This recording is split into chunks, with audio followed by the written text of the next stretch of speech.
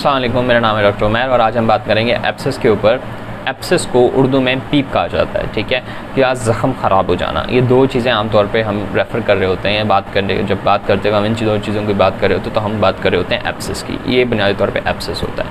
अब एब्सेस या पीप पड़ जाना वजह क्या होती है, ठीक है। एब्सेस या पीप पड़ जाना, इसकी सबसे बड़ी वजह जो होती है वो होती है कि इन्फेक्शन हो गया, ज़्यादातर बैक्टीरिया का इन्फेक्शन यानी जरासीमों का इन्फेक्शन। आपको कहीं पे चोट लगी थी, वहाँ पे जरासीमों ने हमला कर दिया, उस जगह पे पस पड़ गई, ये होता है एब्सेस या होती है पीप पड़ जाना, ठीक है। अब जो ये पीप होती है ये बुनियादी तौर पर सिर्फ जरासीमों से नहीं मिली हुई होती है, इसमें हमारे जिस्म के जो इम्यून सेल्स है वो भी शामिल होते हैं, ठीक है।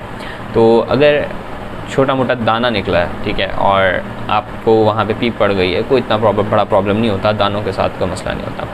ये जो पस होती है यानी कि जो ये पीप होती है, ये मसला कब बनती है, जब आपके जिस्म की इम्यूनिटी कमज़ोर हो या आपके जिस्म की क़ुव्वत मुदाफ़ियत या जरासीमों से लड़ने की सलाहियत कम हो। जब ये कम होती है तो क्या होता है कि वो जरासीम जो होते हैं वो एक छोटी सी जगह पे जो पहले सिर्फ पीप बना रहे थे, अब वो पूरे जिस्म में फैलने की सलाहियत रखते हैं, ठीक है। तो ये मसला होता है बुनियादी तौर पे पस का।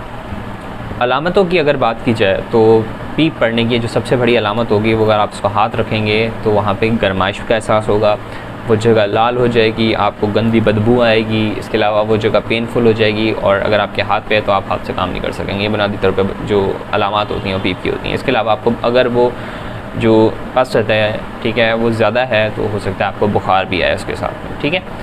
तो ये बुनियादी तौर पे अलामात हैं जो कि पीप के साथ आ सकते हैं।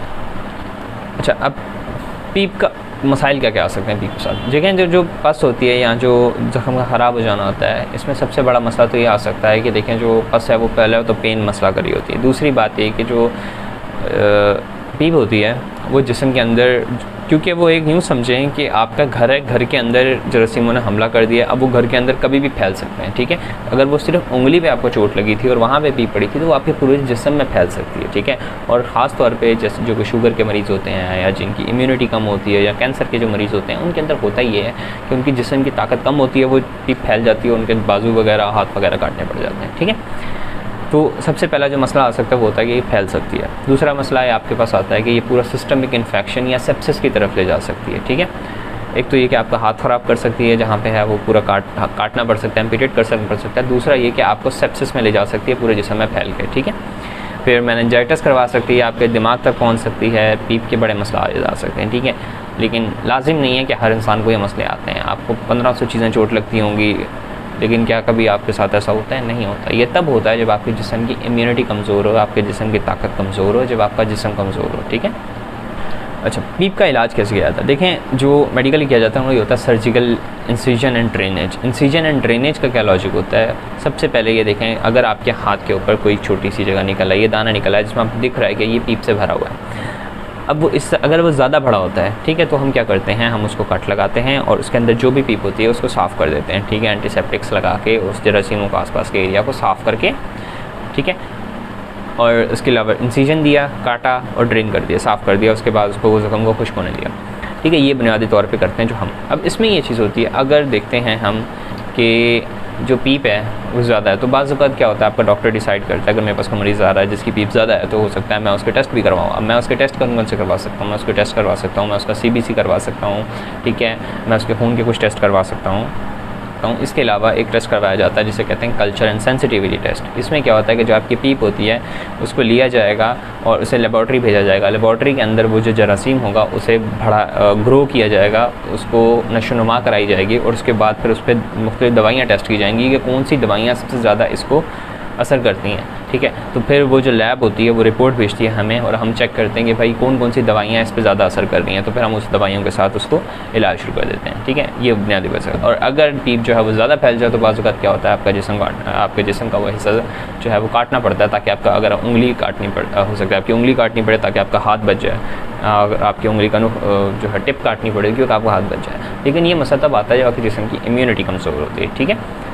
तो अगर पस की बात की जाए तो पस जहाँ पीप जो है उसके घर पे आप क्या क्या कर सकते हैं? आप सबसे पहली चीज़ ये कर सकते हैं कि आप हिफाजत करें, आप हाइजीन रखें, ठीक है। आप जो है वो अपने ज़ख़म अगर आपको हुआ है तो आप उसको साफ़ सुथरा रखें, आप उसको पायोडीन से रोज़ाना साफ़ करते रहें, ठीक है।